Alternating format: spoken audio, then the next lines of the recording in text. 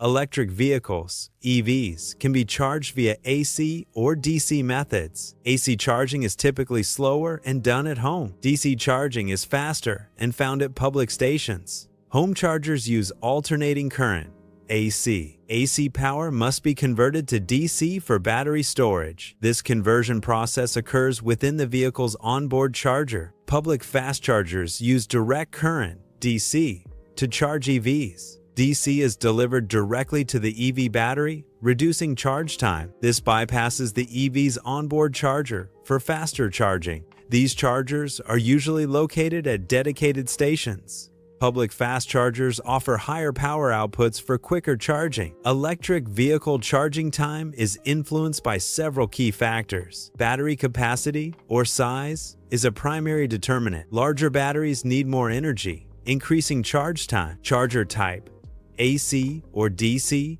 affects charging speed. Charger power output kW also impacts charging duration.